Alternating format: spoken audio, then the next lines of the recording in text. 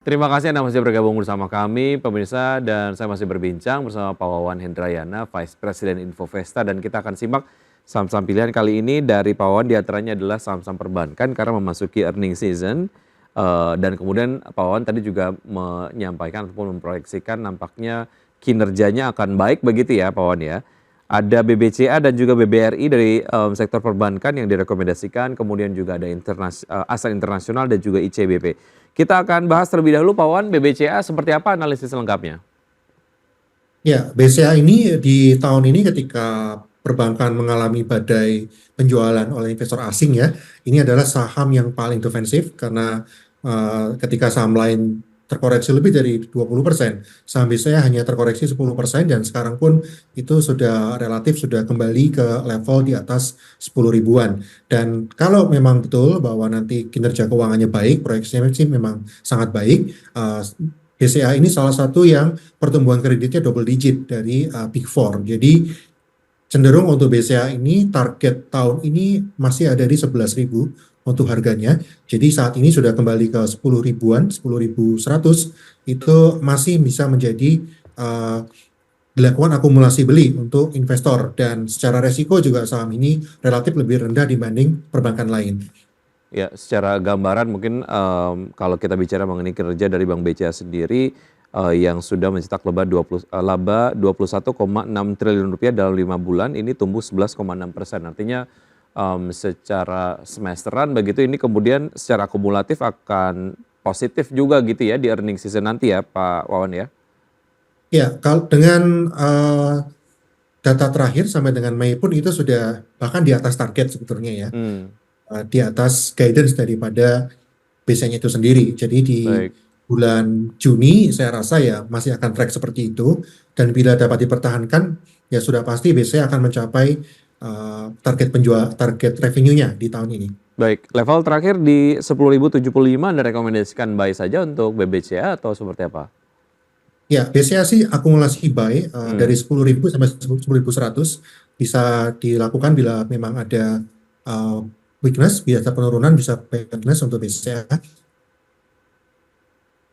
Baik, Pak Wawan secara valuasi untuk BBCA sendiri masih murah ya dibandingkan dengan peers lainnya. Karena kemudian ada pertimbangan fundamental lain, kalau fundamentalnya bagus banget, harga berapapun jadinya ya reasonable aja gitu ya? Atau seperti apa Pak Wawan? Ya, saat ini saya tetap menyarankan melihat tiga hal ya. Hmm, Satu adalah fundamental, di mana ya BCA sudah pasti akan baik. Lalu juga prospek bisnis masih sangat baik juga untuk BCA. Ketiga adalah likuiditas. Likuiditas ini penting, kenapa? Karena saat ini penggerak market di Indonesia bagaimanapun juga itu masih banyak dana-dana asing dalam bentuk fund. Kalau fund ini ketika mau masuk ke saham, ya dia fokus pertama adalah likuiditasnya. hmm. Jadi sepanjang likuiditasnya baik, fund asing bisa masuk, itu biasanya harga sahamnya cenderung bisa naik ketika asing masuk ke Indonesia. Baik, target price untuk BBCA di berapa Pak? Tahun ini mencapai 11.000. Oke, akumulatif buy untuk investasi menengah, panjang atau pendek? Untuk BBCA, ya saya sih tetap sarankan menengah panjang ya. Hmm. Nah, kalau kita bicara target 3 tahun lagi ya sudah pasti 12.500 itu bisa tercapai untuk BBCA. Tetapi untuk jangka tahun ini ya paling tidak dari titik ini targetnya masih sekitar Hmm. 10% lagi. Oke, dari BBCA kita ke saham lainnya yang kemudian cukup sering dinilai favorable dari point of view investor, ada BBRI. Seperti apa analisis lengkapnya Pak Wawan? Ya, BBRI ini ya secara bisnis memang dikhawatirkan ya ketika NPL-nya ditakutkan naik, apalagi dengan kondisi bahwa Bank BRI ini fokusnya ke UMKM begitu. Tetapi bagaimanapun juga Bank BRI adalah bank dengan fundamental yang sangat kuat dan laporan keuangan terakhir juga masih menunjukkan profitabilitas yang sangat baik dan juga resiko yang sudah dimitigasi. Karena Hmm. seperti itu, setelah koreksi hampir 30% di tahun ini dari titik tertingginya, BRI evaluasi masih murah begitu Hmm. saat ini di bawah 5.000. Memang kalau kita bicara sebulan terakhir dia sudah apresiasi sudah lebih dari 20% ya, tetapi masih terbuka sekali untuk BRI di tahun ini kembali paling tidak ke level 5.500-an. Oke. Jadi saya sih untuk yang menengah panjang masih menyarankan untuk akumulasi Bank BRI juga. Harga wajarnya di level berapa sebenarnya BBRI? Kalau kemudian 49 dinilai masih murah begitu untuk BBRI. Ya, untuk PBV yang wajar, kalau kita mengesampingkan bahwa kemarin terjadi tekanan jual yang sangat masif ya dari investor asing, maka itu PBV-nya yang wajar ya, kira-kira harga di sekitar 5.500 tadi. Jadi Hmm, itu bisa menjadi level yang bisa dikejar untuk BBRI. oke, masih ada disparitas yang bisa dimanfaatkan begitu ya. Menengah ke panjang juga untuk BBRI, Pak Wawan. Ya, ya berkaca dari koreksi yang terjadi kemarin ya, Mhm. kita tidak bisa menjamin bahwa tiba-tiba kalau asing keluar lagi ya sudah pasti bank-bank ini juga akan menjadi pertama yang dijual. Mhm. Tetapi kabar baiknya itu secara historis, terutama Big Four ini sama Big Four ini, bank-bank besar ini, kalau pernah mencapai titik tertinggi biasanya akan kembali lagi, Hmm. meskipun butuh waktu ya. Tapi itu selalu terjadi karena secara fundamental mereka masih membukukan profit yang baik. Baik, dari RTI untuk BBRI sendiri sudah menguat 13,69% selama sebulan lah ya. Kemudian secara mingguan sudah menguat 3,16%. Baik, dari BBRI kita menuju ke Astra Internasional. Menarik Pak Wawan, apalagi kemudian Anda merekomendasikan Astra Internasional di tengah beberapa waktu yang lalu ada wacana untuk menerapkan pembatasan kendaraan khususnya konteksnya di DKI Jakarta ataupun Jakarta atau BGZ karena status DKI-nya udah nggak ada. Tapi Anda masih kemudian menilai ASII menarik. Seperti apa analisisnya Pak Wawan? Ya, untuk penjualan mobil sendiri itu memang kita turun dibanding tahun 2023. Tetapi kalau kita lihat tren dari sisi bulan per bulan masih ada peningkatan penjualan. Dan Astra tetap menjadi market leader ya. Hmm. Terutama merek Toyota dan Daihatsu itu masih menguasai 50% lebih daripada pasar otomotif di Indonesia. Uh, Oleh karena itu, saham Astra sendiri sudah sempat terkoreksi dari titik di atas 5 ribuan di sekitar 3 bulan lalu, terkoreksi dan sekarang di level 4.500-an. Menurut saya itu entry point yang menarik karena Astra sendiri juga terdiversifikasi.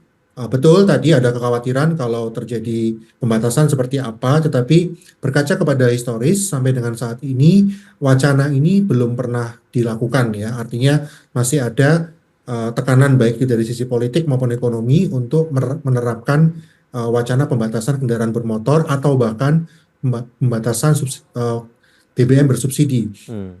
Dan secara diversifikasi, Astra masih ada di uh, mining, di United Tractor, lalu juga ada di perkebunan, di AALI. Untuk UT sendiri juga kinerjanya masih sangat baik. Jadi ini bisa menjadi driver juga untuk Astra kembali menguat kembali ke level 5 ribuan. Baik, kalau tren kendaraan ataupun mobil listrik sendiri seperti apa terkait dengan Astra ini? Karena kita belum mendengar secara intens lah ya brand-brand ataupun merek-merek yang didistribusikan ataupun mungkin diproduksi oleh Astra belum yang kemudian mengusung model-model mobil listrik begitu ya. Artinya ini Ya. secara tren memang belum ke situ sekali gitu.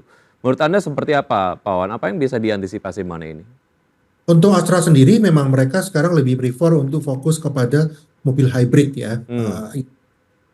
PHEV yang seperti Innovazenik yang juga penjualannya cukup signifikan. Saya rasa ya Astra memang akan lebih tertarik untuk fokus kepada mobil hybrid dulu karena untuk mobil listrik betul secara tren dan animo itu mulai tumbuh, tetapi secara infrastruktur yang dibutuhkan apalagi kalau Astra ingin menjualnya secara nasional itu Hmm. saya rasa di luar kota-kota besar penjualan mobil listrik masih akan terbatas sehingga Hmm. fokus Astra itu masih kepada mobil hybrid dulu.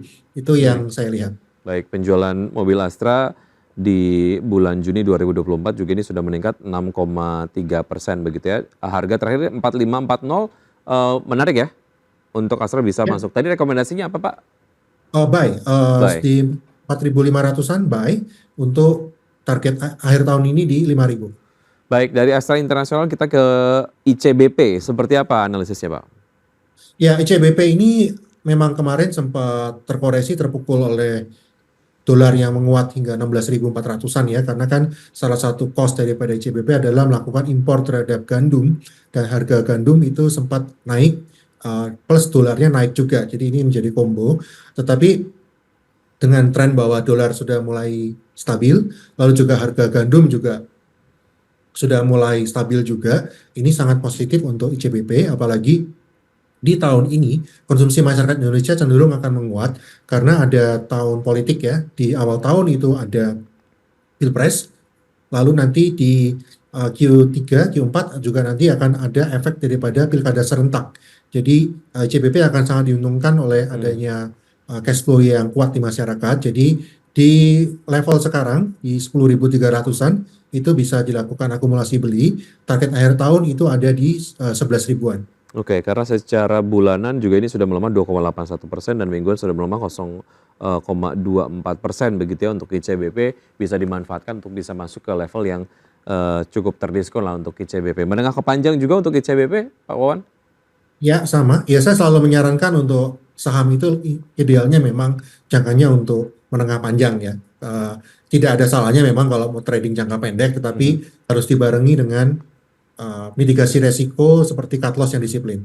Baik, dari sektor consumer goods, Anda merekomendasikan ICBP ini menjadi sektor yang kemudian menarik. Lalu bagaimana dengan sektor retail memasuki musim-musim pilkada nih, Pak Wawan? Apakah Anda nilai juga ini kemudian menarik atau seperti apa?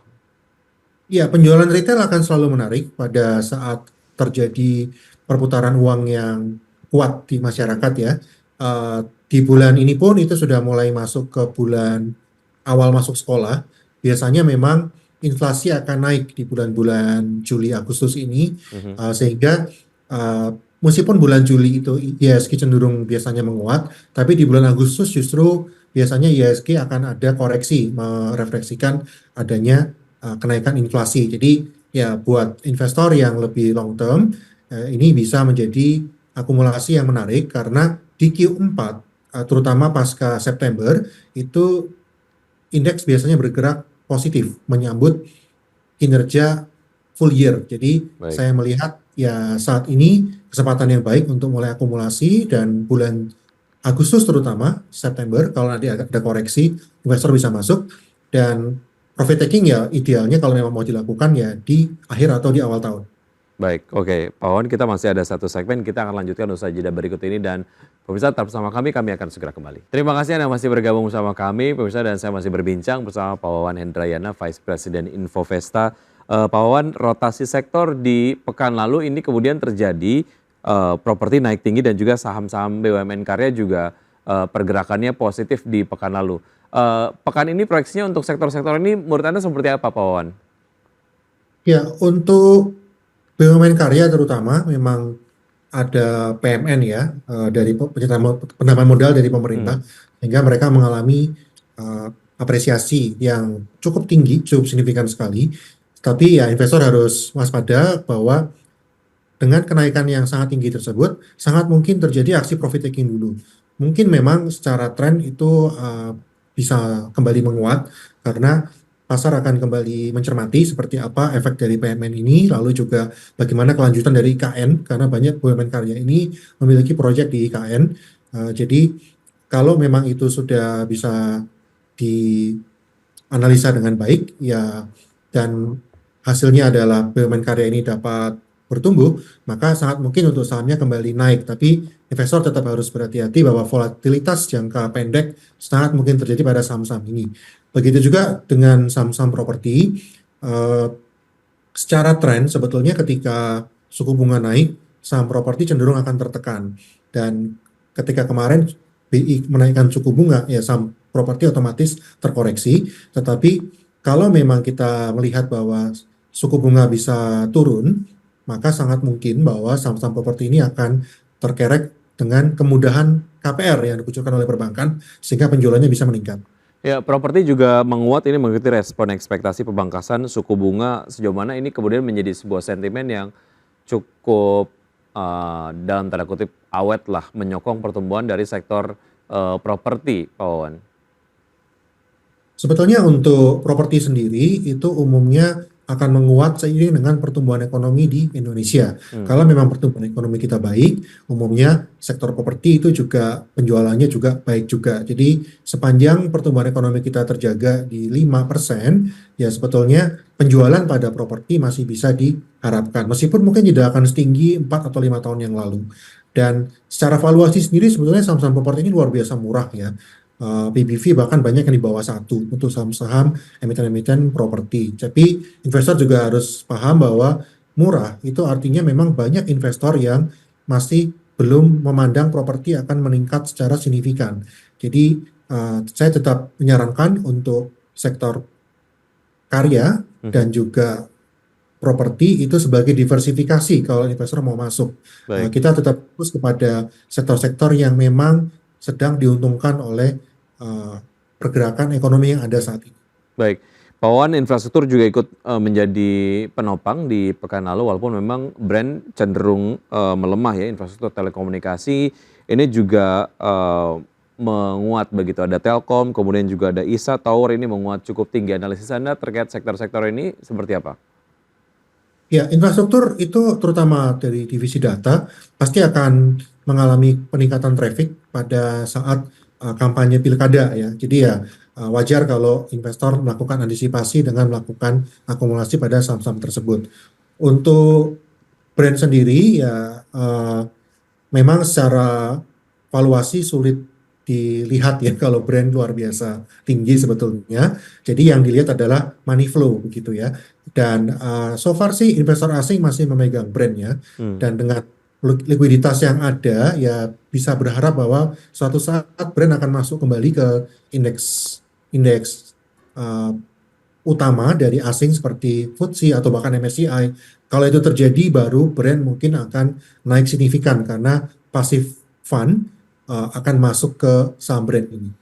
Baik, kita akan simak terlebih dahulu data pembukaan market beberapa saat yang lalu yang kita kemudian capture dari RTI begitu untuk IDX sendiri ataupun IHSG menguat 0,02% di level 7.329, masih kemudian berada di level 7.300-an 7329,115. Top gainers sejauh ini ada PTPP, SMGR, Elsa, PTRO, BSDE, kemudian juga ada Dewa, AALI, Labs dan Kepik.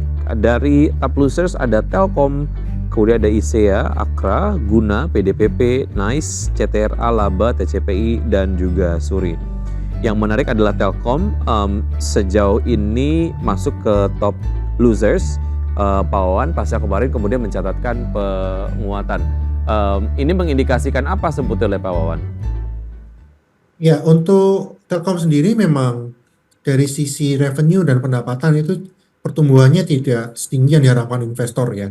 Jadi karena memang Telkom ini cukup terdiversifikasi, ada beberapa lini bisnis Telkom yang dipandang sudah sulit untuk berkembang. Misalnya yang uh, dari sektor fix lainnya begitu ya. Jadi yang diharapkan memang Telkom ini bagaimana dia bisa bertransformasi untuk lebih masuk ke sektor digital, sektor komutasi awan, cloud, lalu juga uh, dari tower-towernya yang sudah dirilis ya ke MTEL. Jadi Telkom ini ya investor berharap kalau memang ada terobosan baru dari sisi bisnis yang meningkatkan growth hingga bisa double digit, baru bisa sahamnya saya rasa naik. Oke, itu tadi dia terkait dengan Telkom. Rekomendasinya apa terkait dengan pergerakan terbaru ini dari Telkom, Pak Wawan? Masih hold ya Masih hold. untuk Telkom. Oke, Anda mungkin melihat ada possibility untuk pelemahan lebih lanjut untuk Telkom ya? Iya, masih Oke, mungkin terjadi. baik. Dari pergerakan IHSG, walaupun tadi di awal kita kemudian sempat membahas proyeksi Anda pergerakan IHSG di pekan inilah ya, pasca apa yang kemudian terjadi di Amerika Serikat kepada mantan Presiden Amerika Serikat Donald Trump. Tadi datanya dibuka menguat untuk IHSG, sejauh mana Anda kemudian juga melihat pola yang kemudian sama lah ya, sampai penutupan perdagangan nanti sore untuk IHSG, Pak Wawan? Ya, ya, hari ini terutama IHSG akan mencoba untuk bertahan di atas 7.300, masih menjadi support pertama. Support kedua ada di 7240. Tapi saya melihat ya paling tidak dengan pembukaan ini ya, memang pasar baru dibuka dan transaksi juga masih tipis, masih 600-an miliar. Tetapi sudah mulai ada tanda-tanda rebound untuk pergerakan IHSG. Jadi sangat mungkin untuk IHSG bisa ditutup di atas 7.300 hari ini. Baik. Hal lain yang juga belum sempat kita bahas adalah terkait dengan Perpres percepatan pembangunan IKN Nusantara untuk sektor-sektor yang berkaitan. View Anda seperti apa, Pak Wawan? Ya, tadi Untuk karya untuk ya? ya betul, yang paling diuntungkan ya karya ya, karena mereka mendapatkan PMN itu lalu juga mendapatkan proyeknya gitu. Jadi ibaratnya ya sudah ada proyeknya, diberikan pendanaan, tinggal lakukan aja ya. Tentu saja dengan uh, deadline yang mepet begitu ya. Baik. Jadi uh, untuk jangka pendek karya-karya ini pergerakannya relatif positif, tetapi pasti ada volatilitas. Jadi investor waspada di hal tersebut. Baik, insentifnya cukup banyak ya, ada PMN dan juga Perpres percepatan pembangunan IKN. Nah, harusnya sih ada perbaikan yang signifikan ke depan untuk BUMN-BUMN karya. Pak Wawan, terima kasih sudah bergabung bersama kami dan juga apa yang kemudian Anda sampaikan hari ini mungkin akan menjadi referensi strategi perdagangan untuk pelaku pasar di perdagangan hari ini. Sukses untuk Anda, sehat selalu Pak Wawan, sampai jumpa. Sehat selalu, sama-sama. Baik.